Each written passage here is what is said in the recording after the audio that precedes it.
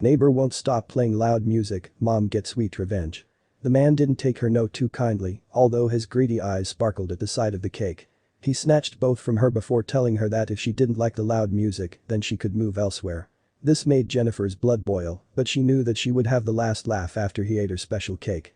Jennifer Garvey just moved to a nice, safe-looking neighborhood away from the busy city. She moved out there with her toddler, James, who was a struggle to put to bed every night. As a single mother, she needed every advantage she could afford, but she had no idea her neighbor had other plans. Although she had just moved out to the suburbs, she couldn't afford to buy. She had to rent a modest home for herself and her son. The divorce was also hard on her, and she knew it would be hard on James as well. Times were tough, but she had to stay strong for the only thing she cared about, her son. Jennifer loved meeting new people, especially neighbors. She realized between her busy career and settling in, and she had forgotten to introduce herself. She felt bad. It was a custom of hers to bake a cake for her neighbors. But she had no idea that soon she'd be baking a cake for a neighbor, but with a different twist. Jennifer soon regretted not introducing herself when her neighbor got home and immediately started playing music loudly. She would have loved to have more context. Was he a young bachelor? Or just fond of parties? But soon, she'd realize that her curiosity would turn into frustration. She enjoyed the music in the distance while she cooked dinner and got her things organized for the following day. But as soon as she had put her child to bed at 8 p.m. and it was still playing, she was a little frustrated. Still, the music eventually died down and she could finally get to sleep. But she had no idea this was only the beginning. Jennifer went 2 days without hearing anything and forgot about the incident. But she was in for a surprise that afternoon when the music started again. She just hoped that it would die down sooner than before. Then she noticed all the people filing into his house. Was he having a party? On a weekday? Jennifer couldn't believe the man's disregard for everyone else living nearby. She wasn't against get-togethers if they were quiet, but full-on ragers with booming music was a no-go for her. And to make matters even worse, the party didn't calm down as the evening grew late. It went on until around 4 o'clock in the morning.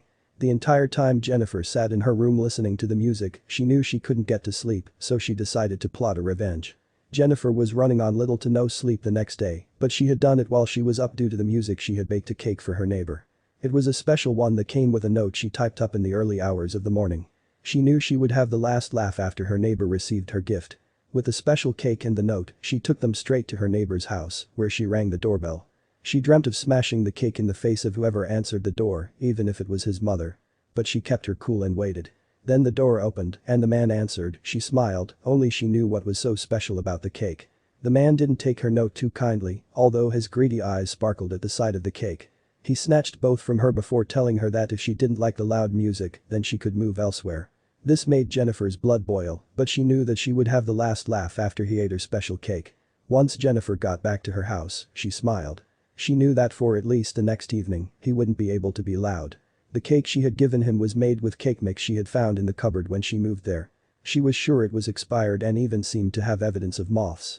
The cake wouldn't hurt him, but would be sure to have his stomach upset for at least the evening.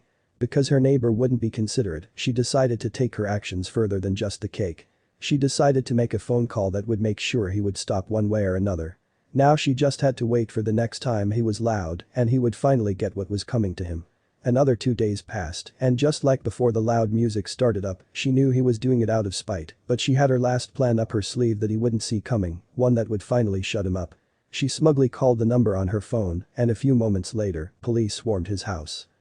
Jennifer had called the police for a classic noise complaint.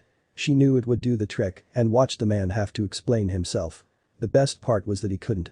After the police knocked on his door, he never played his loud music past 7 p.m. And he never bothered Jennifer again.